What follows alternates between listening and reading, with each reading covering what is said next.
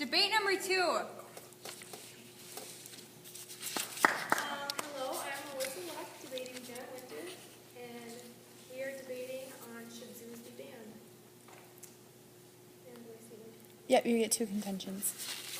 Well, for one, I think that zoos should be banned because animals suffer. They are in small enclosures, and there's a study at a British zoo that found out that elephant enclosures are 1,000+ times smaller than their natural environment, and polar bears enclosures are actually over 1,000 or 1,000,000 times smaller than their natural environment. The animals also get abused, which a lot of people do not know. The birds do get their wings clipped, and in the Journal in Science in 2008, they stated that elephants in zoos only live to an average of 18.9 years, and in the wild, it's an average of 41.7 years. What? 41.7. Yep, you get. Alyssa stated that wild animals suffer unnecessarily, but ever since the U.S. made the Animal Welfare Act in 1970, there has been rare cases of animals being mistreated or abused. Well-run zoos that are regulated correctly treat their animals great, and the animals have it much better than they do in the wild, where there are predators and natural disasters that can kill them. In a zoo, the animals and their species are fed and treated for, and they participate in engaging activities. They don't just sit in their enclosures. Some paint, and a lot of animals hunt for their own food, so they can feel like they're in their own environment. Yep. I'd first like to say that zoos are an educational tool. Most zoos have informational plaques, pre-recorded messages, or a tour guide that educates you on the animals and their habitat. They also educate you on the conservation of the animal and a variety of other things. Zoos also teach the importance of conservation and the needs of animals. It's most likely that if people are affected by the animals, that they would be willing to give more money for the conservation effects. And even if they don't look at the class, they're still viewing animals and learning about their behavior and other qualities like their talents, habitats, and more. Do I do a second? Yep. Another thing why zoos should not be banned is because it allows scientists a good basis to do a lot of research. In 2002, several different zoos participated in 230 research and conservation projects in more than 80 countries.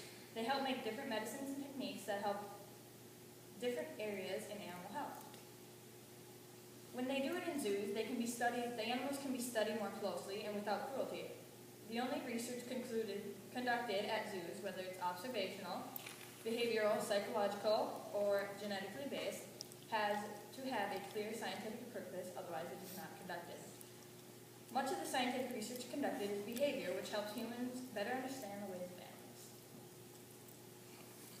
Now, yep, it's your turn. You can counter anything that she said and add 2 more contentions. Okay, well, with the education, Jenna stated that the people can learn from the animals.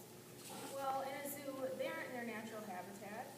The people aren't seeing what the animals are supposed to be. The animals are supposed to be out hunting, living free, roaming in the wild, and everything. They don't see that in a zoo. And even if they do teach them about things, they can't see it, and they just don't understand it to the full effect that they could if they were to see them in a nature preserve or out in the wild. 2 of them, yep. Okay, and this is kind of counter-arguing Jenna's, but animal testing, they test them in the zoos. The Malibon Zoo admitted to actually killing excess monkeys that they had. And when they have too many, they will ship them to hunting places where people that hunt the animals can kill them. And really, I don't think that that's right, because they were never taught in a zoo how to fend for themselves or anything like that. Also, they should just live in their natural habitat, because they can learn their own behaviors, where in a zoo they can't. And their enclosures are absolutely nothing like they are in the wild, and if they were to roam free. They're way smaller, they don't get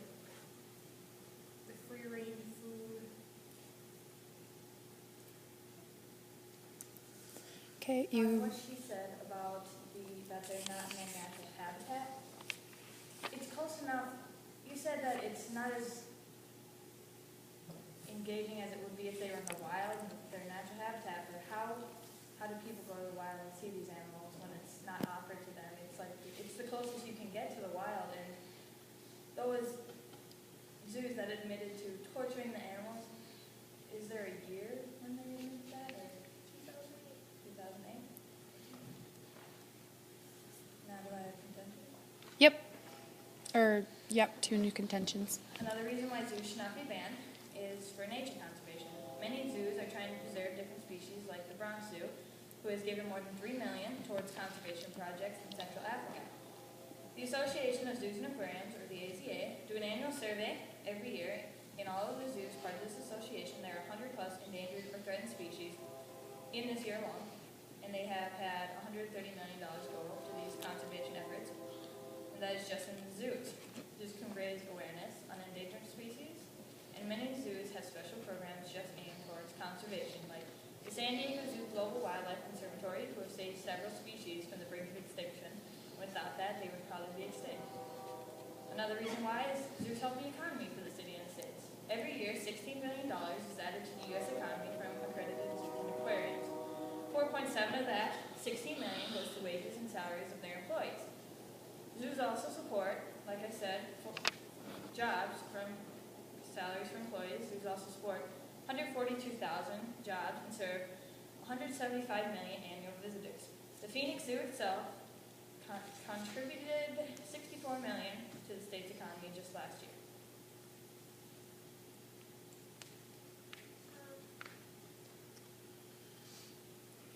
You get to counter what she said and offer final rebuttals, so of anything that she said overall, and then give your final persuasive summary.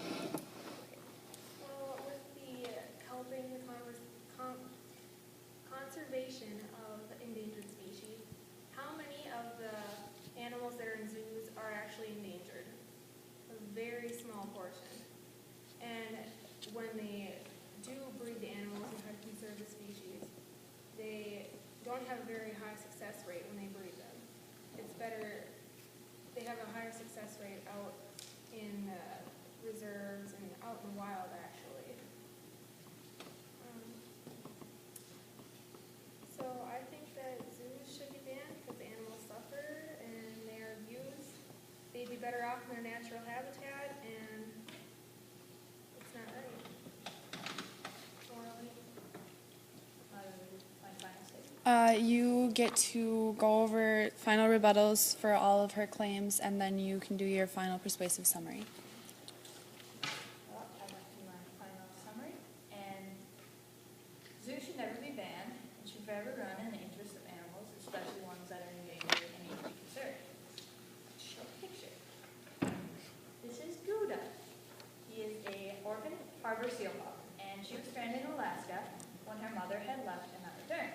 Without the Alaskan Sea Life Center, which is a zoo, Gouda would most likely not be alive. These two, Kuma and Kylie. In California, 5 hunters came across a female mountain lion with her 3 cubs.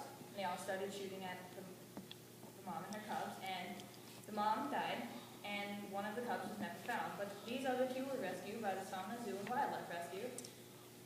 One of the cubs' legs were broken, which required her paw to get amputated, and if the zoo had not intervened, these 2 baby cubs would most likely died of starvation and infection.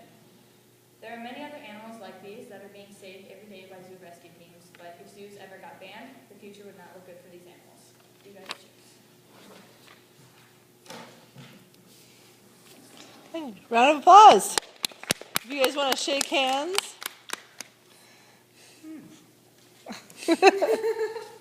Nicely done.